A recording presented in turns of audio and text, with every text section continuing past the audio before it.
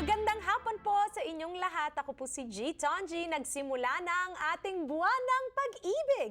This month, we celebrate all that we love as Filipinos. And of course, kasama dyan ang pagmamahal natin sa ating pagkain.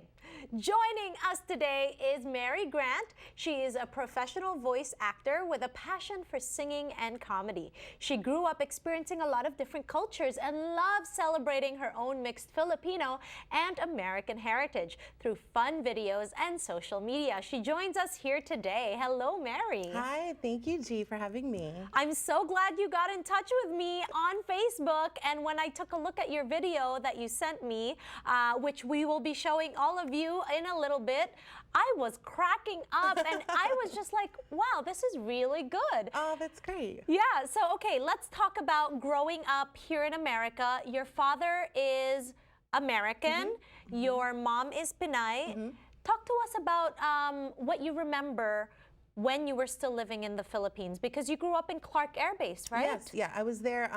I was actually born in Turkey, and then our family moved to Clark. So I was there from the ages of 3 to 6. And luckily, like on the weekends, I was able to go off base and hang out with all my cousins and family on the barrio.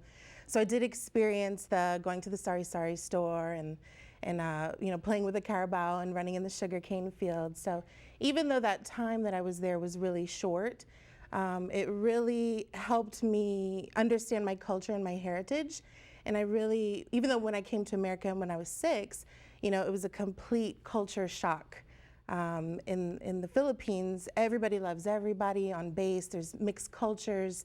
But when I came to the States, I moved to a little teeny tiny town in Virginia where either people were black and white. There wasn't a lot of Filipino or any diversity whatsoever back then. So it was really difficult, you know, at 6 years old having culture shock and I couldn't understand like the teacher with their accent because it was like really southern like accent. I couldn't understand. Okay, what is the name of this little town in Virginia? It's Ruckersville, Virginia. Ruckersville, Virginia, Yeah. Right. I've never heard of it, you know, but I'm glad you're here and you're representing the Filipinos from Yes. that area. So you. let's talk about growing up in Ruckersville, Virginia. There weren't a lot of Filipinos around. No. Although I know Virginia as a whole does have a big Filipino population. Yeah, especially now, like Northern Virginia, DC area. You know, there's a lot of Filipino culture, and now everybody's more willing to accept the cultures and embrace it, and I love how everybody likes to learn about the culture. So that's why I'm happy when people who aren't Filipino but just know a little bit, like they love it and they can connect with the, oh, I love lumpia too, of course, you know. Right. So growing up in Virginia, it was difficult. I got made fun of a lot, but you know, my mom was a strong Pinay, and she always taught me that if I don't love myself first, you know, nobody else will. So to be shining from within, and then people will mesh off of that and accept that. So luckily, she helped me be a strong person. I also had my apu, which is my mom's Kapampangan, so I call my grandma my apu. My apu, she lived with a lot of us grandkids growing up, so she was here a couple years with my cousins, a couple years.